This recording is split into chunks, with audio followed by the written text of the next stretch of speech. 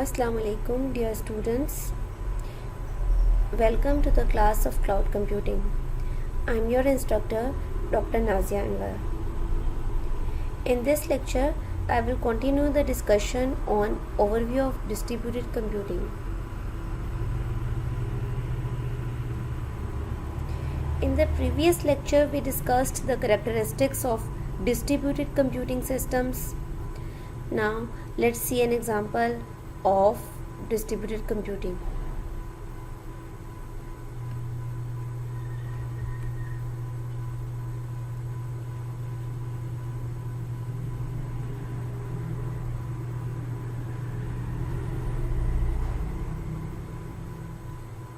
Before going into the example, let us see the application characteristics of distributed computing. Obviously, not all applications are suitable for distributed computing. The closer an application gets to running in real time, the less appropriate it is. Obviously, तमाम जितनी भी applications हैं, हर application ही distributed computing के लिए suitable नहीं होती, बल्कि ऐसी एप्लीकेशंस जिन पे हमें रियल टाइम रिजल्ट्स चाहिए होते हैं, तो ज़्यादातर जो बिल्कुल जितना ज़्यादा हमें रियल टाइम पे उनका रिस्पांस टाइम रिक्वायर होता है, उतनी ही वो लेस सूटेबल होती हैं डिस्ट्रीब्यूटेड कंप्यूटिंग के लिए. Even processing tasks that normally take an hour or two may not derive much benefit if the communications among distributed systems and the constantly changing availability of processing clients becomes a bottleneck. Instead, you should think in terms of tasks that take hours, days, weeks and months. Even ऐसे processing task जो तकरीबन एक घंटा ले या 2 घंटे ले, तकरीबन 1-2 घंटे लेने वाला टास्क भी जो है वो भी हम इतना ज़्यादा सूटेबल नहीं समझते डिस्ट्रीब्यूटेड कंप्यूटिंग सिस्टम्स के लिए, क्योंकि ऐसी सिचुएशंस में जो प्रोसेसिंग क्लाइंट्स हैं उनकी कांस्टेंट अवेलेबिलिटी चेंज होती रहती है, तो वो कांस्टेंट अवेलेबिलिटी एक बॉटल नेक बन सकती है, और वो उन टास्क में जितना हमें कम टाइम को हम में करने के लिए हम डिस्ट्रीब्यूटेड सिस्टम पे शिफ्ट करेंगे, उससे ज़्यादा टाइम लग सकता है. तो ऐसे टास्क के लिए ये ज़्यादातर ऐसी एप्लीकेशंस जो ज़्यादातर बहुत सारे आवर्स, डेज, वीक्स या मंथ्स लिए एग्जीक्यूट होने के लिए, तो इस टाइप की एप्लीकेशंस के लिए डिस्ट्रीब्यूटेड कंप्यूटिंग सूटेबल होती है.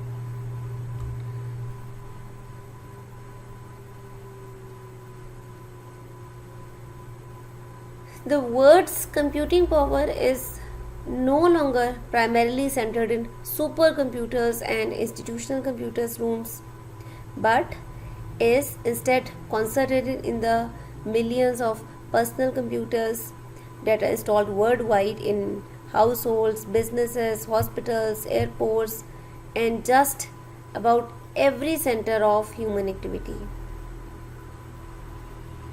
अगर हम लास्ट 15 ईयर्स में देखें तो पीसीज की जो प्रोसेसिंग स्पीड है वो काफ़ी बहुत ज़्यादा रैपिडली उसमें ग्रोथ हुई है, बहुत रैपिड ग्रोथ हुई है प्रोसेसिंग स्पीड में पीसीज की, और इंटरनेट भी बहुत ज़्यादा एक्सपैंड हुआ है. तो इससे क्या है कि हमारे पास बहुत ज़्यादा एक मार्केट क्रिएट हुई है, नेटवर्क क्रिएट हुआ है of millions of fast computers जो कि आपस में कनेक्टेड हैं. And at the same time the computational needs of a typical user's applications have not kept pace, resulting in a vast pool of idle processing power.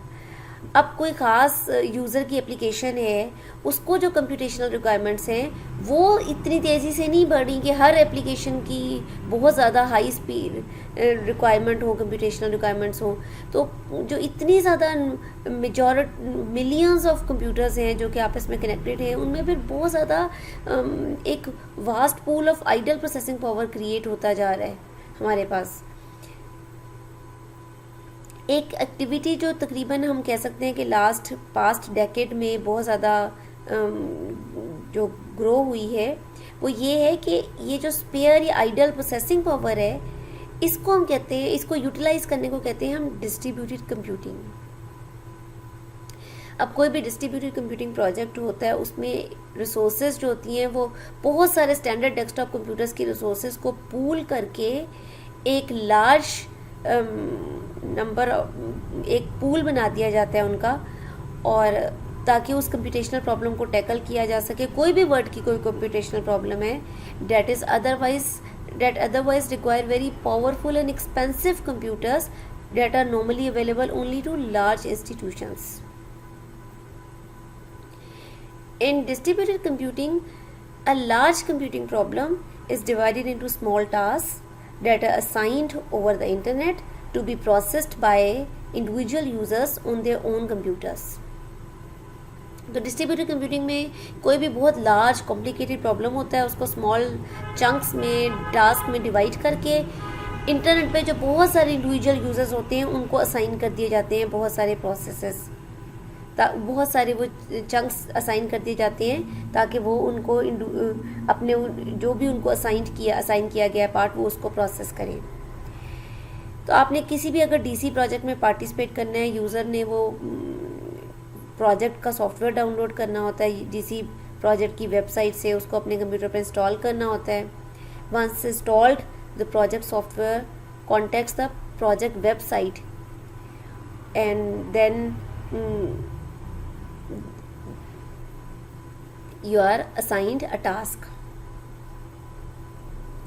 Since distributed computing software is designed to run in the background, the task takes up only the idle processing power of the computer and does not interfere with the normal use of the computer. So, upon completion of that task, the result is sent back to the project server and a new task is downloaded if the user so desires.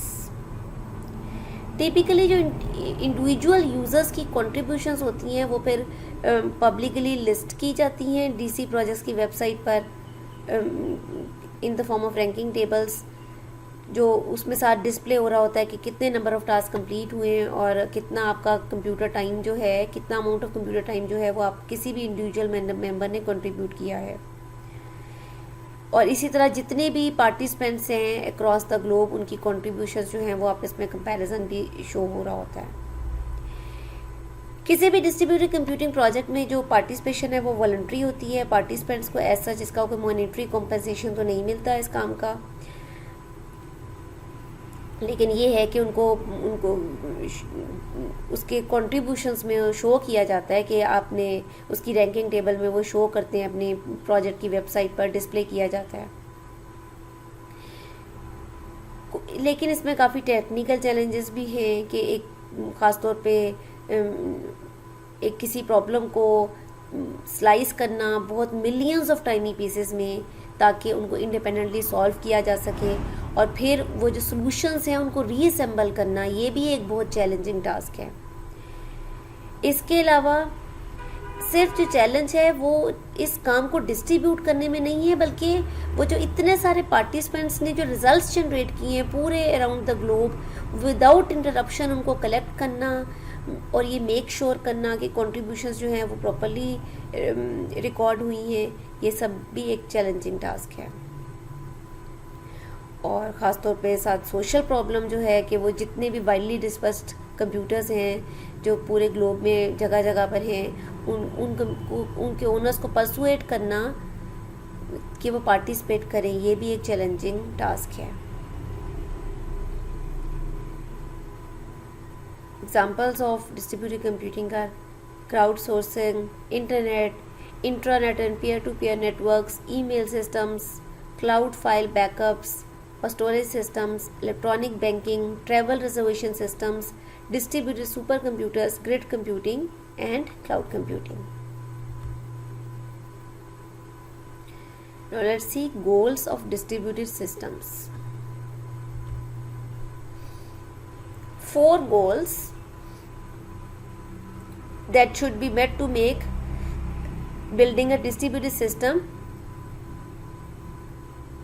ये 4 goals हैं जिनको आपने achieve, कोई भी आप distributed system अगर आपने build करना है तो आपके ये 4 गोल्स को अचीव करने की हम ट्राई करते होते हैं। Number 1, resource accessibility. It means should make resources easily accessible. Resources जो है उनकी ईजी एक्सेसिबिलिटी आपने मेक श्योर करनी है।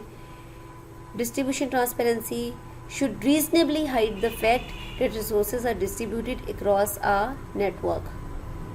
Yani users should be unaware of the fact that their resources, that their tasks are and the resources are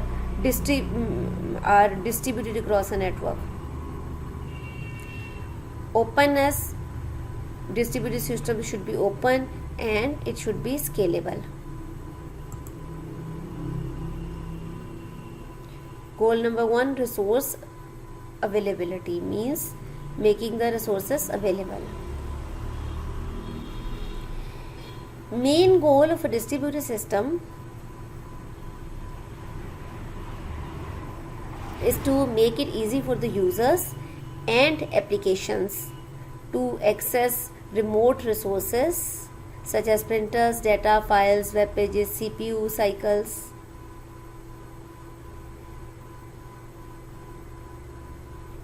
और उनकी जो ये जितने भी रिसोर्सेज हैं उनको एक्सेस करना रिमोटली और उनकी आपस में फेयर शेयरिंग उन रिसोर्सेज की, ये जो है ये एक मेन गोल है डिस्ट्रीब्यूटेड कंप्यूटिंग का.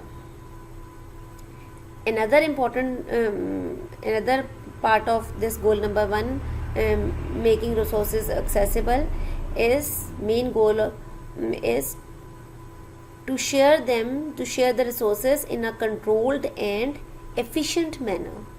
यानी आपकी जो इतनी एक्सपेंसिव रिसोर्सेज हैं उनको कंट्रोल्ड और एफिशिएंट मैनर में शेयर करना. रिसोर्सेज जो हैं वो कोई भी हो सकती हैं, आपके प्रिंटर्स हो सकते हैं, कंप्यूटर्स हो सकते हैं, स्टोरेज फैसिलिटीज़ हो सकती हैं, data, files, web pages, networks कोई भी हो सकती हैं.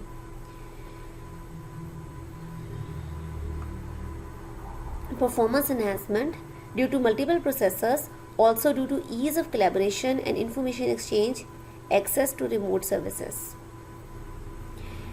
अब इसका बेनिफिट क्या है कि बहुत सारे, क्योंकि मल्टीपल प्रोसेसर्स जो हैं वो आपके यूज़ हो रहे हैं, आपने मल्टीपल कंप्यूटिंग सिस्टम्स यूज़ हो रहे हैं, तो उससे परफॉर्मेंस जो है वो इन्हेंस होती है. इसके अलावा आपको बहुत सारे ग्रुप वेयर टूल्स अवेलेबल होते हैं कोलैबोरेशन को सपोर्ट करने के लिए. लेकिन इसमें एक्सेसिबिलिटी इशू जो मेन है वो एक तो है सिक्योरिटी का और दूसरा है अनवांटेड कम्युनिकेशन का, कि इन इश्यूज़ को हैंडल करना ज़रूरी होता है. सिक्योरिटी रिसोर्सेज जो हैं, रिसोर्स शेयरिंग जो हैं, अगर वो हो तो फिर साथ ही सिक्योरिटी प्रॉब्लम्स भी अराइज होती हैं और अनवांटेड कम्युनिकेशन का इशू भी अराइज हो सकता है. The second goal is distribution transparency.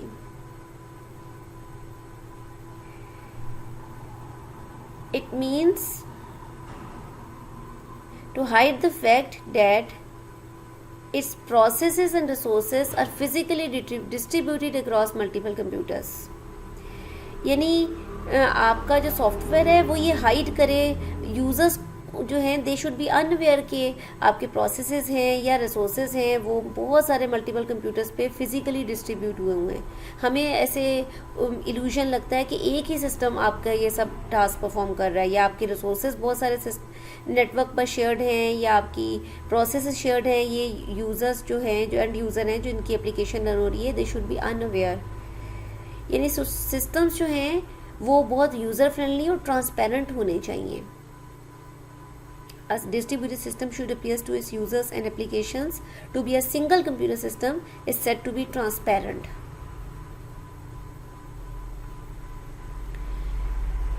Users and apps should be able to access remote resources in the same way they access local resources. यानी जिस तरह कोई भी यूज़र जो है, ये एप्लीकेशंस हैं वो लोकल रिसोर्सेज को एक्सेस कर सकती हैं, बिल्कुल रिमोट रिसोर्सेज को भी उसी तरीके से वो इजीली एक्सेस कर सकते हैं. इसको ट्रांसपेरेंसी कहते हैं. ट्रांसपेरेंसी की काफ़ी डायमेंशंस हैं. Access means hide differences in data representation and how a resource is accessed. Location transparency means to hide where a resource is located. Migration transparency means to hide that a resource may move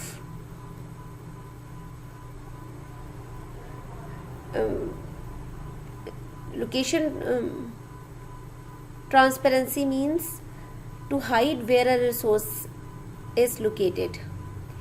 Migration transparency means to hide that a resource may move to another location. Replication transparency means to hide that a resource is replicated. Concurrency transparency means to hide that a resource may be shared by several competitive users. And failure transparency means hide the failure and recovery of a resource.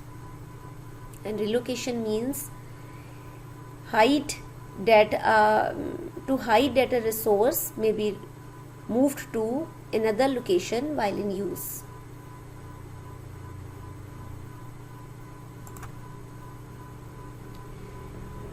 इसके कुछ degree of transparency के कुछ trade offs भी हो सकते हैं. मसलन timing.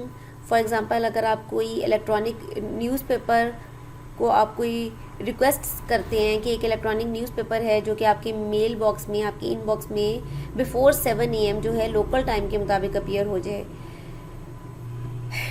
और जैसे कि आपको रोज़ चाहिए होता है, और आप करंटली जो है आप किसी और टाइम जोन में हैं, किसी दुनिया के और किसी कोने में हैं जहाँ पे डिफरेंट टाइम जोन है, तो ये एक टाइमिंग ट्रेड ऑफ हो सकता है. इसके अलावा सिंक्रोनाइजेशन इशू कैसे क्रिएट हो सकता है कि अगर आप एक फॉर एग्जांपल आप एक वाइड एरिया डिस्ट्रीब्यूटेड सिस्टम कोई कनेक्ट करे अगर किसी प्रोसेस से जो कि for let's say San Francisco में है, सैन फ्रांसिस्को में एक वाइड एरिया डिस्ट्रीब्यूटेड सिस्टम है जिसमें एक प्रोसेस जो कि सैन फ्रांसिस्को में है वो कनेक्ट करे किसी एम्स्टर्डम के प्रोसेस में. तो आप ये देखें कि एक मैसेज जो है वो एक प्रोसेस से दूसरे प्रोसेस तक सेंड होने में तकरीबन कुछ मिली सेकेंड्स तो लेगा ना. तो इसी तरह बहुत सारे सेवरल हंड्रेड्स मिली सेकेंड्स जो हैं वो उस computer using a computer network जो हैं वो इसमें स्पेंड हो जाएंगे. तो ये है सिंक्रोनाइजेशन ट्रांसपेरेंसी इशू. इसके अलावा सिग्नल ट्रांसमिशन जो है वो भी बहुत लाइट होता है, स्पीड ऑफ लाइट से भी कम होता है, और लिमिटेड प्रोसेसिंग कैपेसिटीज़ होती हैं इंटरमीडिएट स्विचेस की, तो जिस वजह से ये सिंक्रोनाइजेशन ट्रांसपेरेंसी इश्यूज क्रिएट होते हैं. Next is performance transparency issues. For example आपकी बहुत सारी इंटरनेट एप्लीकेशंस हैं जो कि रिपीटेडली ट्राई कर रही हैं किसी भी सर्वर से कांटेक्ट करने के लिए. अगर आप एक दफ़ा बहुत दफ़ा कोशिश कर रहे हैं लेकिन आप कनेक्ट नहीं हो पा रहे, तो कंसिक्वेंटली क्या होगा, उससे आपका पूरा ओवरऑल जो सिस्टम है वो स्लो डाउन हो जाएगा. Consistency transparency issue means for example अगर आपको you need to guarantee that several replicas located on different continents need to be consistent all the time. यानी किसी एक एप्लीकेशन के बहुत सारे रेप्लिकाज हैं, वो कोई डिफरेंट कॉन्टिनेंट्स में लोकेटेड हैं, तो आपने लेकिन ये मेक श्योर करना है कि वो हर टाइम बिल्कुल कंसिस्टेंट होने चाहिए. अगर कोई भी अपडेट ऑपरेशन जो है वो परफॉर्म हुआ है तो वो सेकंड्स में कंप्लीट हो, वो यूज़र से हिडन नहीं होना चाहिए. और कॉन्टेक्स्ट अवेयरनेस ट्रांसपेरेंसी इशू का मतलब ये है कि फॉर एग्जांपल ये यानी लोकेशन या कॉन्टेक्स्ट अवेयरनेस जो है ये बहुत ज़्यादा इम्पॉर्टेंट है. इसलिए हम ये कह सकते हैं कि it is best to actually expose distribution rather than trying to hide it. For example आप कंसिडर करें an office worker who wants to print a file from her notebook computer. It is better to send the print job to a busy nearby printer rather than to an idle one at a corporate headquarters in a different country. Limits of possibility transparency issue means recognize करना that full distribution transparency जो है वो तकरीबन impossible है. Full distribution transparency इसको achieve करना हमें बल्कि ये देखना चाहिए whether it is wise to pretend that we can achieve it. Too much emphasis on transparency may prevent the user from understanding system behavior.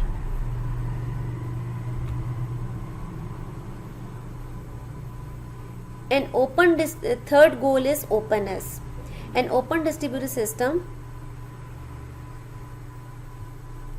offers services according to standard rules that describe the syntax and semantics of those services. In other words, the interfaces to the system are clearly specified and freely available. For example, computer networks, इसमें जो standard rules होते हैं वो govern करते हैं कि जो जितने भी कंप्यूटर नेटवर्क्स पे कोई भी कंटेंट्स हैं, जो भी मैसेजेस हैं, उसका फॉर्मेट, उसके कंटेंट्स, उसके मीनिंग जो है मैसेजेस सेंड और रिसीव करने का, वो एक स्टैंडर्ड रूल्स के मुताबिक होता है. इसी तरह डिस्ट्रीब्यूटेड सिस्टम्स जो हैं उनमें इंटरफेसेस के थ्रू जो है वो सर्विसेज स्पेसिफाई कर दी जाती हैं, जिनको हम कहते हैं इंटरफेस डेफिनेशन लैंग्वेज IDL या interface description language IDL. Interface definition languages definitions written in an IDL nearly always capture only the syntax of services.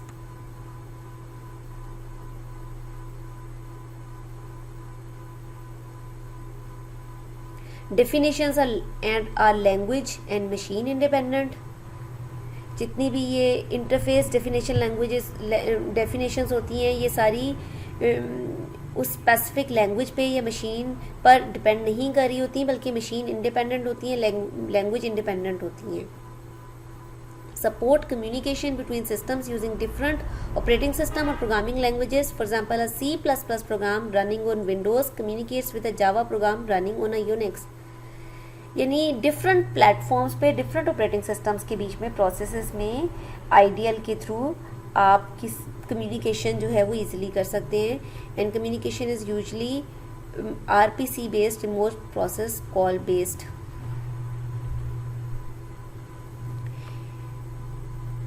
Open systems support interoperability. Interoperability का मतलब है इसमें आप कोई भी दो सिस्टम्स या कंपोनेंट्स को वो डिफरेंट मैन्युफैक्चरर्स ने उनको की तरफ से हैं वो कोएग्जिस्ट कर रहे हो सकते हैं आपके सिस्टम्स में या आपकी इम्प्लीमेंटेशंस में. तो वो आपस में जब वर्क कर रहे होते हैं वो एक दूसरे पर रिलाई कर रहे होते हैं, किसी स्पेसिफिक या कॉमन स्टैंडर्ड के मुताबिक रिलाई करते हैं. इसको इंटरऑपरेटेबिलिटी कहते हैं. The ability of two different systems और applications to work together. A process that needs a service should be able to talk to any process that provides the service, and multiple implementations of the same service may be provided as long as the interface is maintained. Open systems also support portability. Portability means to what extent an application developed for a distributed system, for example, a distributed system A can be executed without modification on a different distributed system B that implements the same interface as A. यानी एक distributed system A है और एक distributed system B है, दोनों ने same he interface A को implement किया है. तो पोर्टेबिलिटी का मतलब ये है कि अगर आपने सिस्टम A के लिए, डिस्ट्रीब्यूटेड सिस्टम A के लिए आपने वो एप्लीकेशन डिज़ाइन की है तो without modification to what extent वो डिस्ट्रीब्यूटेड सिस्टम B पर जो है आप उसको इम्प्लीमेंट कर सकते हैं.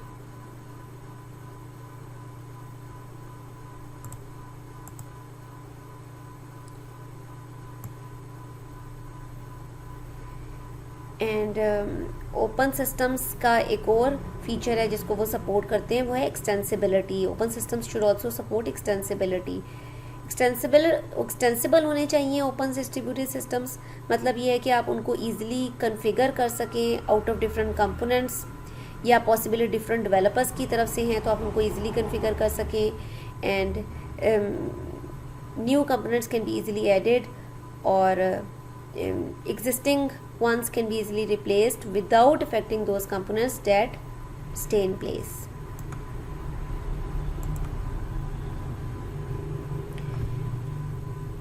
गोल नंबर 4 है स्केलेबिलिटी. स्केलेबिलिटी को आप कैसे मेजर करते हैं? In terms of size, geographical distribution and administrative scalability. Size means we can add more users and resources to the system, and geographical extent means कोई भी geographically scalable system जो है वो होता है जिसमें users या resources जो हैं वो बहुत geographical distance पर हों, they may lie far apart. And administrative scalability means the distributed computing systems can be easy to manage even if it spans many independent administrative organizations. चाहे वो बहुत सारी different administrative organizations में उसके components और applications और systems हो, लेकिन उनको easily manage किया जा सके. A scalable system still performs well as it scales up along only any of the 3 dimensions. कोई भी स्केल है, हम कह सकते हैं कि वो स्केलेबल सिस्टम है, वो सही परफॉर्म कर रहा है. अगर इन तीनों में से किसी एक डिमेंशन के भी मुताबिक है तो आप उसको कह सकते हैं कि उसकी अच्छी स्केलेबिलिटी है, वो सही परफॉर्मेंस होगी उसकी. स्केलेबिलिटी लिमिटेशंस ऑफ साइज, इसकी कुछ हम एग्जांपल्स देखते हैं. जैसे कि scalability is negatively affected when the system is based on centralised server. For example a single server for all users. Also the scalability जो है वो किन किन चीज़ों पर नेगेटिवली इफेक्ट हो सकती है. फॉर एग्जांपल अगर आपका सर्वर सिंपल हो, सिंगल सर्वर हो, सेंट्रलाइज सर्वर हो, एक ही सिंगल सर्वर को बहुत सारे यूजर्स शेयर कर रहे हों, या सेंट्रलाइज्ड डाटा हो, जैसे कि फॉर एग्जांपल एक सिंगल ऑनलाइन डाटाबेस है for all the users. And scalability can also be negatively affected when the system is based on centralized algorithms. Means for example doing routing based on complete information, यानी जब तक पूरी complete information नहीं होगी, routing अगर नहीं होगी, या आपकी साइट जो है वो कलेक्ट करेगी तमाम information को, उसको प्रोसेस करेगी, उसको डिस्ट्रीब्यूट करेगी तमाम साइट्स पर, तो ये अगर कोई सेंट्रलाइज्ड एल्गोरिथम है तो ये भी सेंट्रलाइज सर्वर डाटा या एल्गोरिथम जो है ये नेगेटिवली इम्पैक्ट कर सकते हैं सिस्टम स्केलेबिलिटी पर. ज्योग्राफिक स्केलेबिलिटी लिमिटेशन कौन कौन सी हो सकती हैं? Synchronization, unreliability of communication. Synchronization का मतलब ये है कि फॉर एग्जांपल अगर करंटली अगर आपके लिए मुश्किल है एग्जिस्टिंग डिस्ट्रीब्यूटेड सिस्टम्स को स्केल करना, जो कि आपने कोई भी लोकल एरिया नेटवर्क के लिए डिज़ाइन की है, क्योंकि वो सिर्फ सिंक्रोनस कम्युनिकेशन के लिए पर बेस कर रहा होगा, तो आपके लिए उसको डिफ़िकल्ट है उसको स्केल अप करना, उसको एग्जिस्टिंग डिस्ट्रीब्यूटेड सिस्टम्स को. जैसे कि फॉर एग्जांपल एक क्लाइंट है, वो रिक्वेस्ट कर रहा है कोई भी सर्विस, तब तक वो रिक्वेस्ट करता रहे जब तक उसकी रिप्लाई जो है वो करता रहेगा, जब तक कि उसको रिप्लाई नहीं मिल जाता. तो इस तरह के केसेस में ये जो है वो लैंस या लोकल एरिया नेटवर्क्स पर तो इस तरह की कम्युनिकेशन हो सकती है जहाँ पे कोई 2 मशीन्स हैं वो आपस में कम्युनिकेट कर रही हैं, एंड एट वर्स्ट वो फ्यू 100 माइक्रोसेकेंड्स जो है वो टाइम लगेगा. But in a wide area system जो inter process communication may take hundreds of milliseconds, 3 orders of magnitude slower. Second है unreliability of communication. It means wide area networks में जो communication है वो होती ही इनहेरेंटली ही अनरिलायबल है और पॉइंट टू पॉइंट होती है. एक्चुअली जो लैंस जो आपको प्रोवाइड करते हैं वो कम्युनिकेशन ज़्यादा रिलायबल होती है because it is based on broadcasting, और उससे ये होता है कि वो बहुत ईजियर जो है वो कोई भी डिस्ट्रीब्यूटेड सिस्टम जो है वो ईजिली डेवलप हो सकता है. फॉर एग्जांपल अगर आप कंसिडर करें कि अगर आपने कोई सर्विस को लोकेट करना है, लेट्स अज्यूम एक लोकल एरिया सिस्टम है, एक प्रोसेस है वो एक मैसेज को ब्रॉडकास्ट कर सकता है हर मशीन पर, and it can ask if it is running the service it needs. then only those machines that have that service will respond. और हर कोई जो है वो अपना नेटवर्क एड्रेस जो है वो रिप्लाई मैसेज में प्रोवाइड कर देगा. तो इस तरह की जो लोकेशन स्कीम है वो हम वाइड एरिया सिस्टम में तो बिल्कुल हम कह सकते हैं कि वो अनथिंकेबल है. आप जस्ट इमेजिन करें that what would happen if we try to locate a service this way in the internet.